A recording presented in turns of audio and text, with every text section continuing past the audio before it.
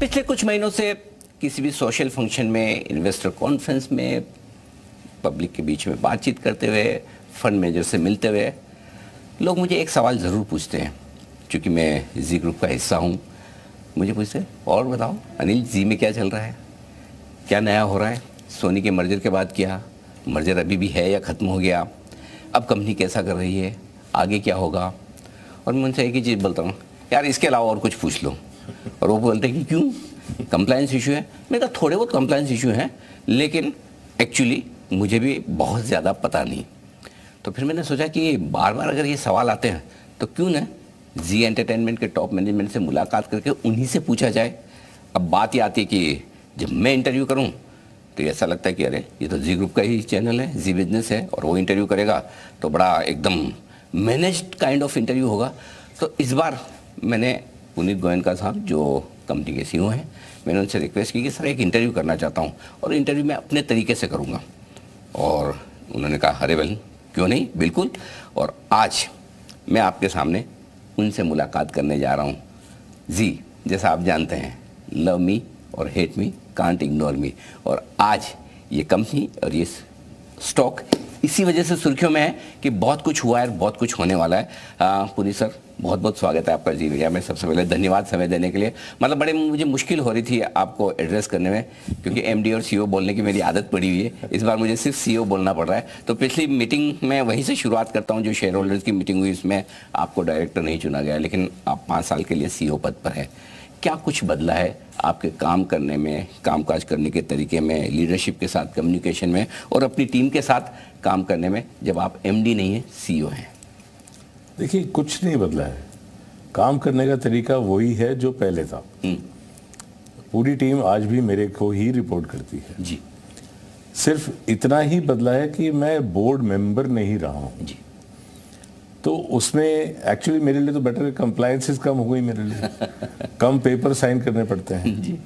But business जहाँ तक जो है वो जैसा पहले था वैसे ही है।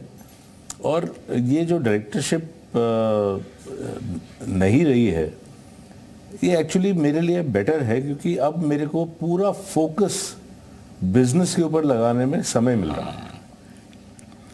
तो अगर आप पिछले 1 साल का परफॉर्मेंस जी का देखेंगे जी, जो हम एक समय पे अगर मैं दिसंबर 24 की बात करूं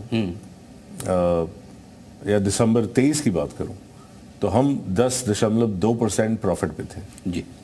इस दिसंबर में हमने 16.1% का प्रॉफिट दिया है। मतलब 60% का ग्रोथ प्रॉफिट में आया है 1 साल के अंदर। ये कैसे हुआ है?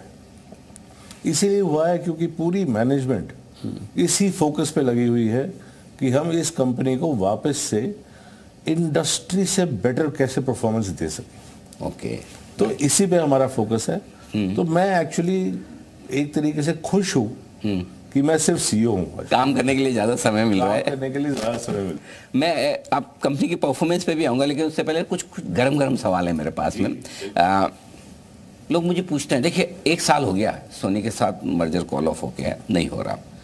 लोग भी पूछते हैं, कहीं कहीं है ना अंदर मानते हैं कि अनिल अभी भी है ना सब खत्म नहीं हुआ, बात चल रही कहीं कहीं मतलब लोगों का ये मानना है कि बात खत्म नहीं हुई। मैं आपसे ये बहुत साफ साफ जानना चाह रहा हूँ, मतलब परमानेंटली बात खत्म हो गई कि अब सोनी के साथ कभी हम बात नहीं करेंगे, कभी मर्जर नहीं होगा, इट्स ऑल ओवर? या मतलब कहीं राख के अंदर छोटी चिंगारी है जो कभी वापस आग बन सकती है? देखिए मैं इतना ही कहूँगा अनिल कि कोई बात कभी ख़त्म नहीं होती। आज की तारीख पे सोनी के साथ भले ही मर्जर हमारा फेल हो गया या नहीं हो पाया, जिस भी कारण से, उस पर बहुत चीज़ें हो चुकी हैं, बहुत बातें हो चुकी हैं, तो ज़्यादा उसमें जाने की कोई आवश्यकता नहीं है मेरे हिसाब से।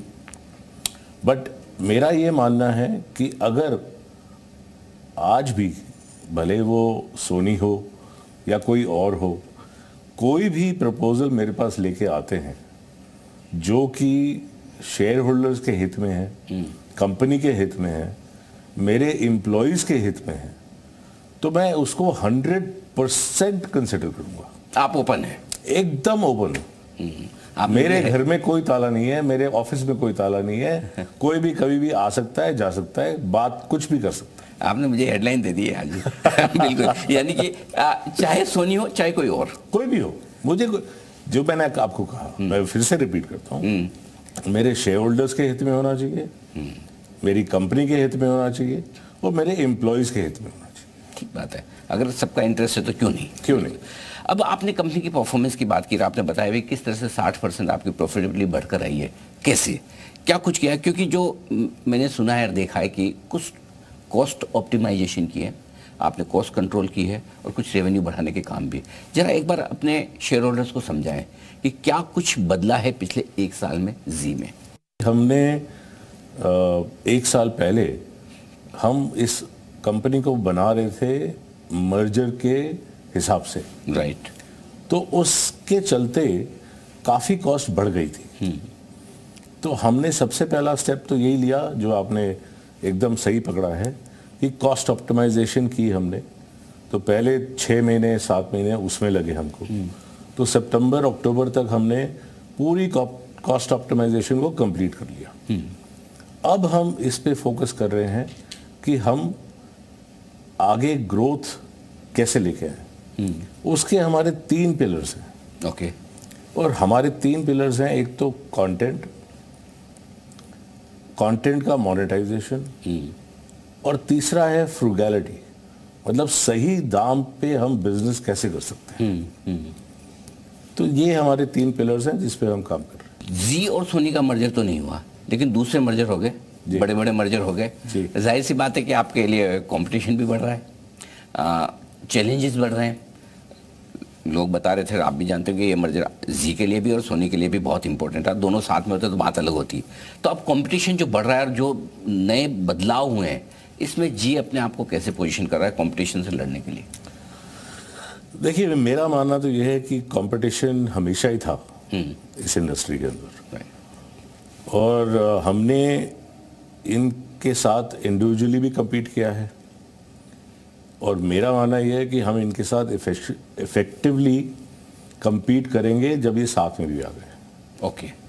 क्योंकि जो मैं अभी पहले आपको बता रहा था, जो 3 पिलर्स हमने खड़े किए कि फ्रूगैलिटी, कंटेंट एंड मोनेटाइजेशन, अगर ये 3 चीज हमने अचीव कर ली तो कंपटीशन क्या है? एट द एंड कंपटीशन हमारा किससे होता है कि कंज्यूमर को कैसे हम लेके आए हमारे पास। और मैं ये मानता हूं कि वो कंपटीशन हेल्दी होता है, लेकिन वो कंज्यूमर को लाना सबसे इंपॉर्टेंट चीज़ है। तो अगर हम कंटेंट रेलेवेंट बनाएंगे, हम कंटेंट अच्छा बनाएंगे, तो कंज्यूमर अपने आप आएगा, वहाँ से हम उसको मोनेटाइज कर पाएंगे, और सही दाम पे बनाएंगे तो सबके लिए बेटर है। आपने एक इंटरेस्टिंग चीज़ कही कि पूरे मर्जर के बाद चूँकि आपको काम करने के लिए समय ज़्यादा मिल रहा है, मर्जर का भी काम ख़त्म हो गया, आप डायरेक्टर नहीं है तो कंप्लायंस का भी काम कम हो गया, लेकिन इसके साथ साथ लोग ये भी जानना चाहते हैं, अब आपका रोल अगर कम है, आपकी लाइबिलिटीज़ रेस्पॉन्सिबिलिटीज़ अगर कम है, और अगर स्टेक भी प्रमोटर्स की कंपनी में कम है, तो स्किन इन द गेम कहाँ है? देखिए, मैं कभी भी इस कंपनी में, मेरे को आज 21 साल होने को आ गए हैं, मैं कभी भी इस कंपनी के अंदर ना अपनी शेयर होल्डिंग के लिए काम कर रहा था, ना अपनी पोजीशन के लिए काम कर रहा था। मैं यहाँ काम इसलिए करता हूँ और डटा इसलिए रहता हूँ क्योंकि मेरे को पैशन है कंटेंट का। यस। क्योंकि जो मज़ा कंटेंट बनाने में आता है, जो कहानियाँ सुनाने में आता है, वो और किसी चीज़ में नहीं आता। क्योंकि हर रोज़ नई कहानी सुना रहा हूँ मैं, और एक नहीं 100 कहानियाँ चल रही हैं दिन की। अब आप सोचिए उस पर क्या मज़ा होगा कि अभी हिंदी में क्या कहानी चलनी है, भोजपुरी में क्या कहानी चल रही है, बंगाल में क्या कहानी चल रही है, आंध्र प्रदेश में क्या कहानी है, तेलंगाना में क्या कहानी चलनी है, इसका हाय ही अलग होता है। तो कहानियाँ कहने और सुनने के तरीकों में फ़र्क आ रहा है। कहानियाँ वही हैं, लेकिन शायद टीवी के बजाय OTT पर अलग अलग तरीके से। सो इस बदलते हुए माहौल में जी अपने आप को कैसे पोजीशन कर रहा है? देखिए, मैं वापस से वही बोलूँगा कि हम कहानियाँ सुनाने के लिए हैं यहाँ पे। आप कंज्यूमर हैं, आपको टीवी पे आके देखना है या OTT पे देखना है या किसी और माध्यम से भी देखना है, हम आपके पास पहुंचने का पूरा प्रयत्न करेंगे और हम चाहेंगे कि जितना आप हमसे जुड़ सकें वो बेस्ट रहे। अभी ये बताएं सर, प्रोमोटर्स के अभी स्टेक कितनी है कंपनी में, और क्या आप कंफर्टेबल हैं या इसे और बढ़ाने के बारे में कोई प्लान है? देखिए, आज की डेट में तो हमारी 3.99% का स्टेक है जी, जी एंटरटेनमेंट के अंदर। ऑफ कोर्स हमारा ऑब्जेक्टिव हमेशा है कि हम इस स्टेक को बढ़ाएं।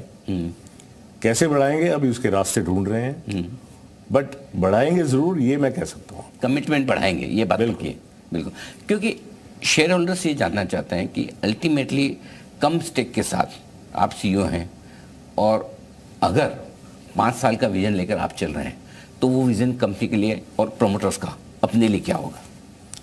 देखिए, दो चीज़ों को मिक्स नहीं करना चाहिए। ओके, कंपनी का विजन अपनी जगह है, तो कंपनी को तो ऊपर बढ़ाना ही बढ़ाना है हमको।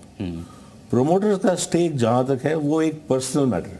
ओके, बिल्कुल हम चाहते हैं एज प्रोमोटर्स कि हम इसका स्टेक बढ़ाएं, और एज जैसे जैसे समय बीतेगा हम बताते जाएंगे कि जब हम स्टेक बढ़ा रहे हैं। और कंप्लायंस की तो रिक्वायरमेंट है, मैंने अगर एक शेयर भी खरीदा तो मुझे बताना पड़ेगा। बिल्कुल, तो उसमें वो कोई दो राय नहीं है, बट मैं चाहूंगा कि ये दो चीज़ों को शेयर होल्डर्स मिक्स ना करें। ठीक बात है, बिल्कुल ठीक है। एक और चीज़ जो मैं आपसे जानना चाहता हूँ वो ये कि कॉर्पोरेट गवर्नेंस को लेकर बीच में कई बार सवाल उठे हैं, कई खबरें आई, अलग अलग इन्वेस्टर सर्विसेज जो ऑर्गेनाइजेशंस हैं उन्होंने अपनी रिपोर्ट्स निकाली, बहुत सारी चीज़ें हुई है। लोग ये जानना समझना चाहते हैं कि इस वक्त कॉर्पोरेट गवर्नेंस को लेकर कंपनी के बोर्ड का एज ए सीईओ आपका क्या स्टैंड है, और दूसरा पिछले कुछ समय में क्या कुछ बदलाव आपने कंपनी में किए है इसे मजबूत करने के लिए?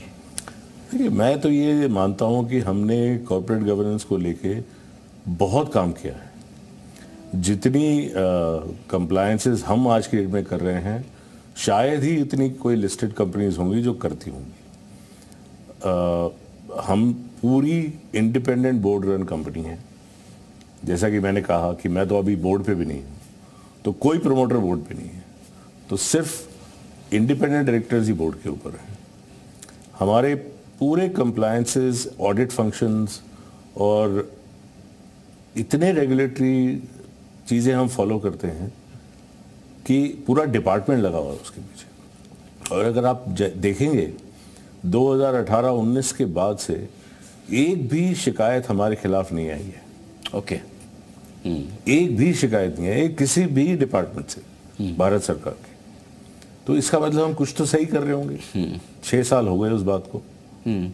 एक बात है, जब शिकायत की बात ही निकली तो सेबी की तरफ से एक प्रोब चल रही है प्रोमोटर्स पर, शायद काफ़ी समय उसको भी हो गया है। वहाँ इस वक्त क्या स्टेटस है और उसके बारे में आपका क्या कहना है? देखिए, उसमें दो ही चीज़ें हैं। सेबी को अप्रैल 2024 में अपनी रिपोर्ट देनी थी, जो कि आज तक भी नहीं आई है। तो हम तो उसका वेट कर रहे हैं, और मैं तो हमेशा से यही मानता हूँ, जो इस देश का नियम बोलेगा, जो रेगुलेटर बोलेगा, उसको हम फॉलो करेंगे। इसमें कोई दो राय नहीं है, मैं उसको नेगेट भी नहीं करना चाहता।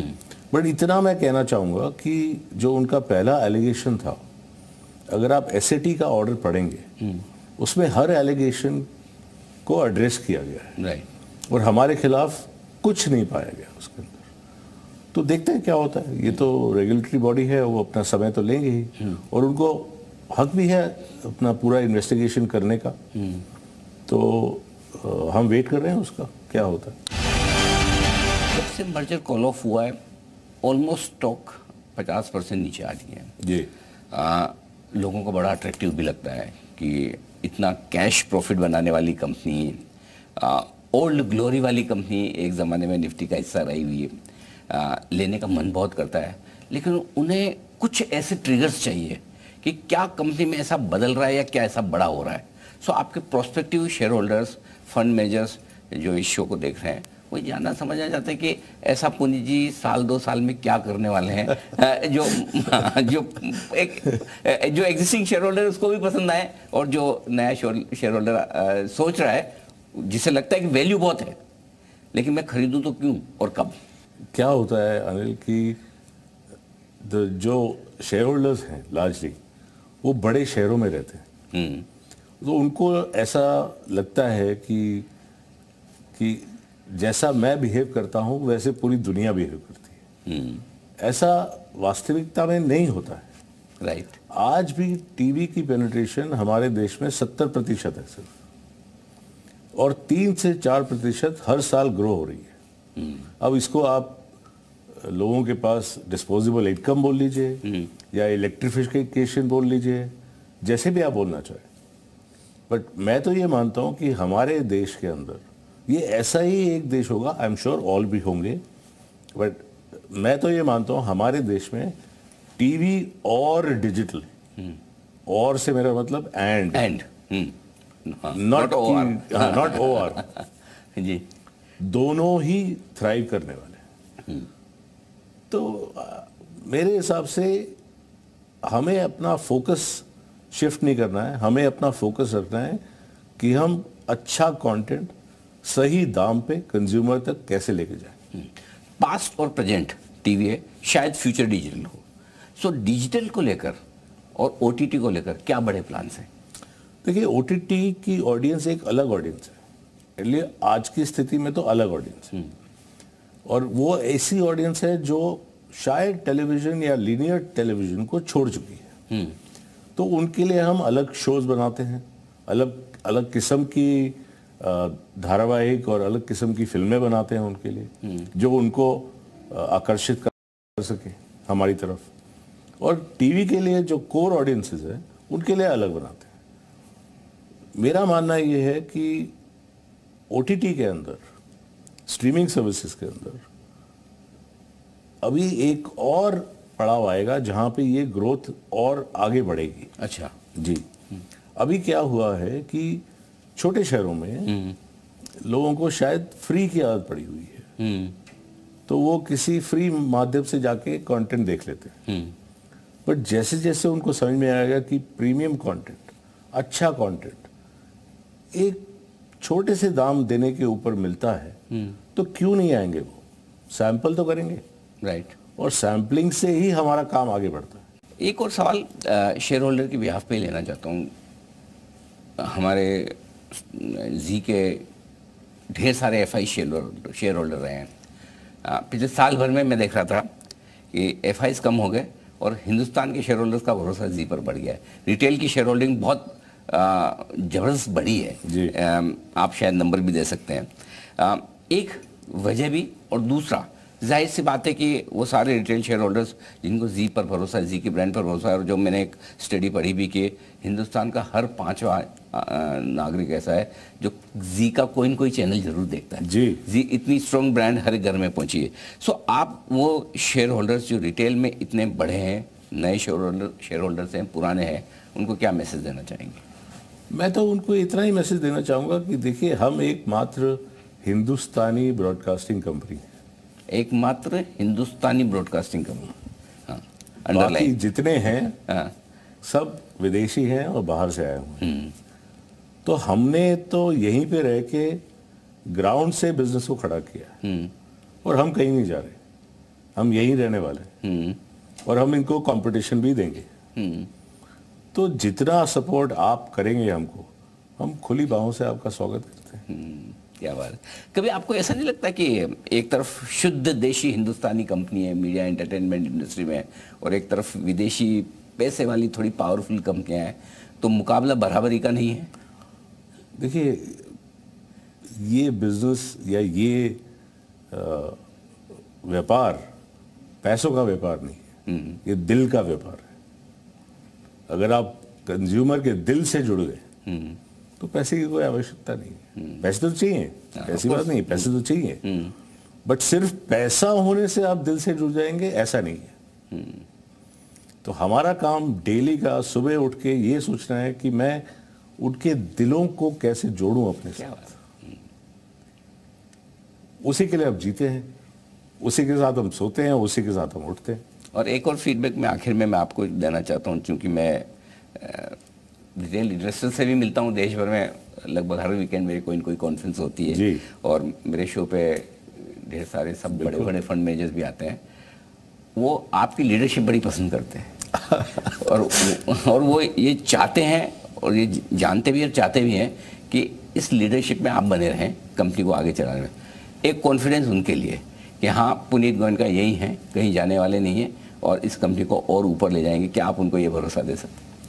देखिए, मेरी शेयर होल्डिंग जो मैंने आपको बताया 3.99, तो 5 साल पहले हो गई थी। 5 साल से तो मैं यही हूँ। राइट। मेरी डायरेक्टरशिप भी पिछले साल खत्म हो गई थी, उसके बावजूद मैं यहाँ हूँ। और जो मेरी लीडरशिप है उसका पूरा श्रेय जाता है मेरी टीम को, क्योंकि उन्होंने मेरे को ये इस लीडरशिप तक पहुंचाया है। क्योंकि अगर आप सोचें कि पुनीत गोयनका अकेले ये कंपनी चला रहेगा तो वो हो ही नहीं सकता है। इतनी बड़ी कंपनी एक इंसान चला ले, ऐसा हो नहीं सकता।